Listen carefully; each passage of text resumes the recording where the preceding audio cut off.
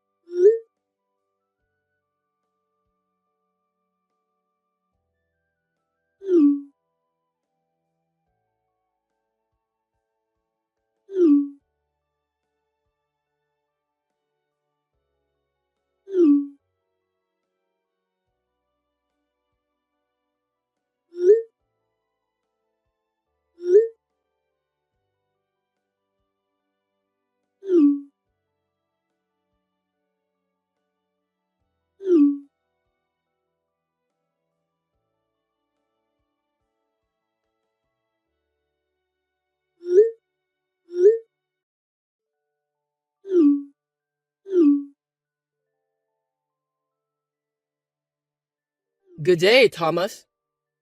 Good day to you too, James. You look tired than usual. Are you busy with work? I spend most of my time sleeping nowadays. How's your broken arm, Thomas? Well, I don't think it's a big deal. It seems I can move my arm as I want now, thanks to the rehabilitation.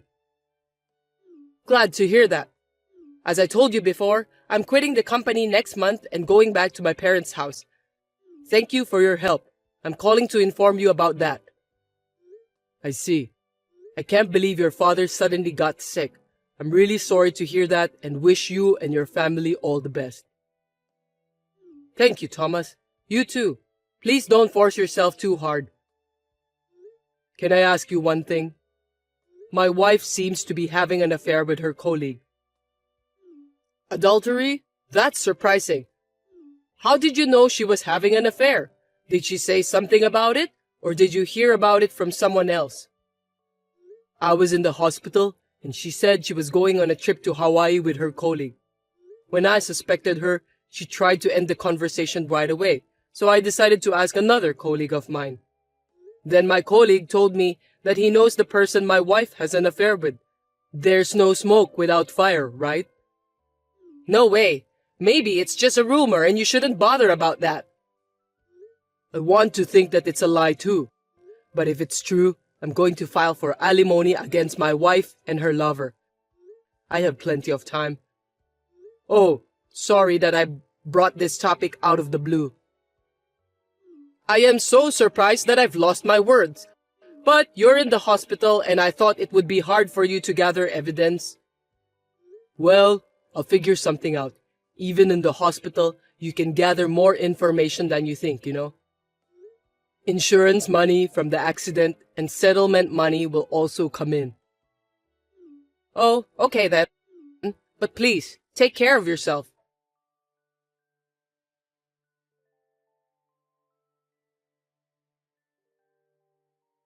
Thomas, your wife died in an accident. Huh? What are you talking about? Cassandra's supposed to be in Hawaii right now. You may not believe it because it's so sudden, but the police told me earlier at the company that she died on a trip. Is it true? What? Are you talking about the police in Hawaii? Lying is not good. If you're joking, you have a very bad sense of humor. I heard she was involved in a car accident in Hawaii. It looks like your wife's bag was found at the scene, and that's how they identified her. Wait a minute. I'm totally confused here. Are you really sure about that? I know, I can understand that it's confusing. One question I have is why haven't the police contacted me? Normally, if it's an accident overseas, the embassy would contact me or something. I wonder why I haven't received any call yet. I don't know why, but maybe you're in the hospital. I haven't heard anything from my wife's parents either. Isn't that strange? My wife's family should have contacted me if something happened to Cassandra. Which police department called you? I just heard about it from another colleague. I wonder which department made a call. Speaking of which, what are you doing at the office? Didn't you say that you were going to quit so you could use your paid leaves? That's right. It just happened since the paperwork was incomplete. Anyway, it's true that your wife passed away. How can you be so sure? They haven't even found her body yet, have they? How can the police declare that the person is dead just because her belongings were found at the scene? I don't know the details. Well, you didn't make the call, did you? Who at the company told you that? I'll check, so let me know. I'm sorry, I don't remember since I was so shocked. You must be pretty upset that you can't even remember the faces of the people you worked with. I see. Well, I'll ask the section chief then. If that's true, the section chief would have heard about it as expected. You don't have to go that far. You're still in the hospital, so I'll do some more research on behalf of you. That's enough. You're lying, aren't you? Why should I lie to you? I've been working with you for 2 years. I know your habits. You used to say that when you tried to hide your mistakes at work. If you don't know, you always say vague things that you don't remember. You are too obvious. Really? I don't remember that at all. Look, you're using the same words again. Could it be that you're Cassandra's lover? No way! I'm not having an affair with your wife. Well, if you ask the company or the police, they'll know right away. If you want, I can call the embassy to find out more about the details. If you're not doing anything wrong, why would you lie to me by telling me this story of yours? Since you're ignoring me, I'm sure that you were lying to me.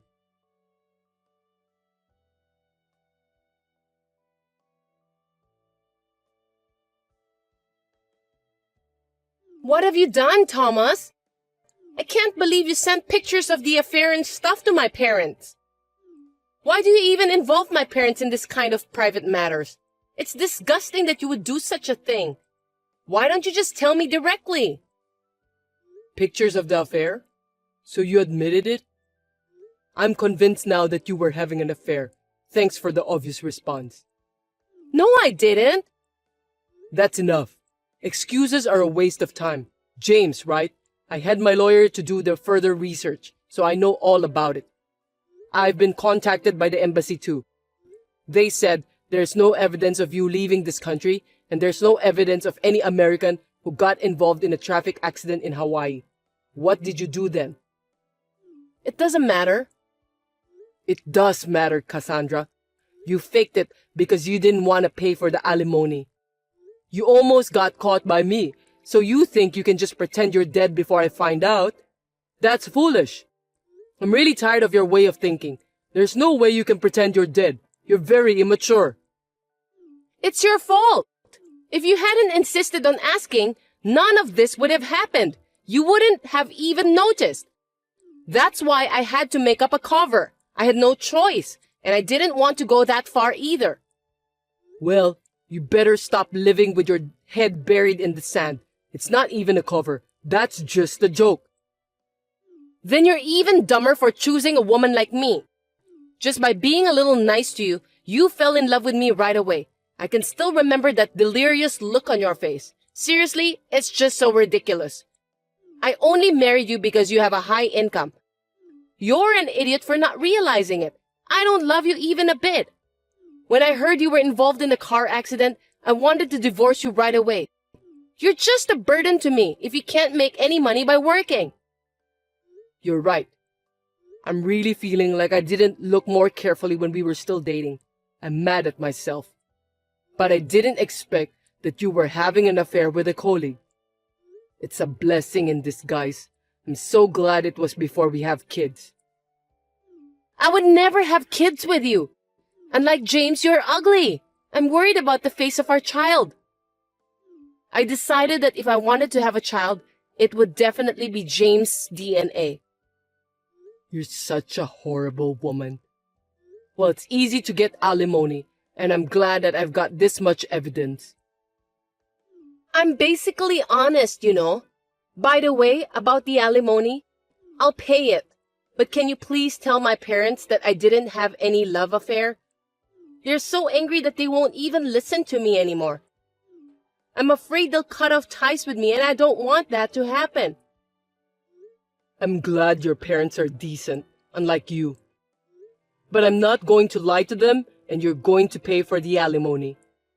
You just want your parents to pay for you, right? That's stupid and selfish. You need to clean the mess you've created by yourself. I have the money with me, so don't worry about that. Really? I'm happy to hear that. Since you seem to be counting on it, I'll tell you something. I haven't applied for the accident settlement and the insurance money yet, so they won't be transferred to my account. You're lying. I knew you were counting on it. You're really too obvious. Don't think that just because I'm in the hospital I can't do anything.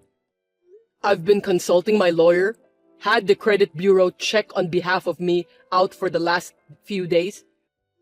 I was surprised when I found out that you're living in a luxury apartment now. Why are you doing this to me? I won't be able to make a living. Why don't you ask James to support you? I wonder how much money he's making. You are really stupid to live on the insurance money and settlement money from my accident. Yes, and there's also the division of property. Property division? My savings from when I was single won't be divided to you. What?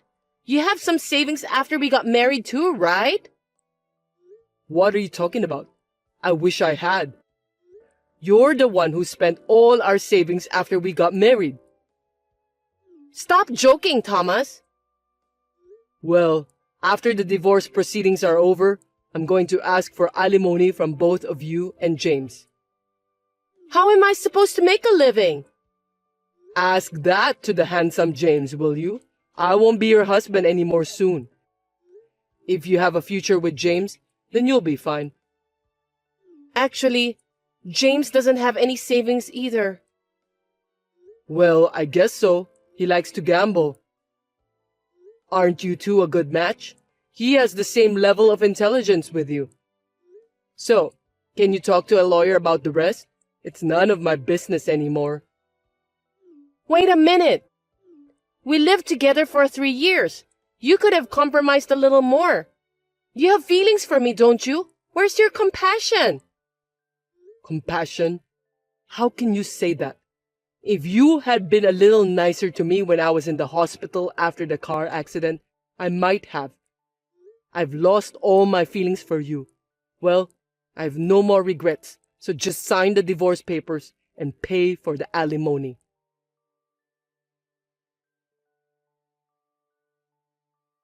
Thomas, can I talk to you? I'm really sorry. I didn't mean to do such things. How dare you contact me? Don't think that I'll forgive you just because you apologized to me.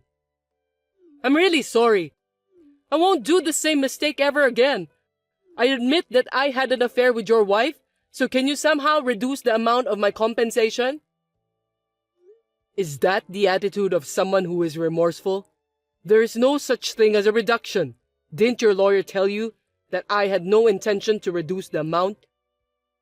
I heard about that, but I thought if I talked to you directly, I could at least get a little discount or something like that. Please be nice to me, just like what you did before. Are you stupid? There's no way I'm going to be nice to you. Take full responsibility for what you've done. Why should I be nice to someone who had an affair with my wife? Besides, a contents-certified letter was sent to my parents' house, and my father fell ill because of the shock. That's your fault for having an affair. I'm sorry to hear that. And your father wasn't ill, so he's not in bad shape, right? Another lie. Your father called my lawyer to apologize. What a good person your dad is. I asked him about his health, and he said he was in good condition. Lying again? I wonder how you could lie so easily like that. I'll tell you my true feelings, so please consider reducing the amount. I don't want to be together with Cassandra anymore. I want you to help me. Before we lived together, she was kind to me in many ways, but now she doesn't even do the housework. She also wastes a lot of money. I'm surprised that she suddenly changed so drastically. I have to pay for the apartment too, and I'm going crazy. You finally realize it. That's the kind of woman she is. Well, I didn't notice that for 3 years. Good for you for finding out so quickly. You're very determined, which is really surprising to me. It's not good at all. When I tried to go back to my parents' house, my father was furious with me, so I'm still living with Cassandra. Well, I'm really grateful that you two jerks got together. I'm glad that I'm free like a bird, as you can see. I'm sure Cassandra will hang on to you until she finds her next guy, so good luck with that. I'll do anything, so can you give me a break this time? I'm really sorry. I will give Cassandra back to you. There's no way I'll forgive you. I don't want you to return Cassandra to me. You're the one who should do something about it. Live with her for the rest of your life and be happy with her. You two scumbags make a great couple. Oh, and make sure you pay the alimony, okay? I'm going to charge you for it.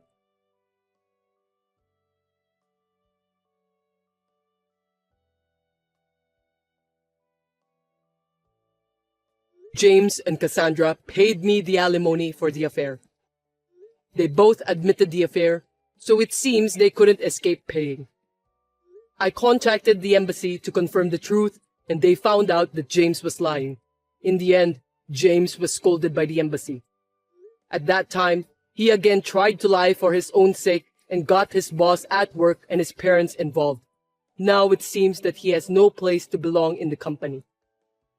It is frustrating that I could not notice these two idiots until now, but I'm relieved that I have managed to put an end to this. I'm now able to move my arm as I went through rehabilitation. It is still inconvenient for me to work hard, but the company is understanding and I'm gradually returning to work. I was shocked when I decided to divorce Cassandra, but I'm glad that I left her before she started spending all of my precious money. I don't want to live my life being taken advantage of any longer. When I think about it, James, who took Cassandra away from me, may have saved my life in a certain way.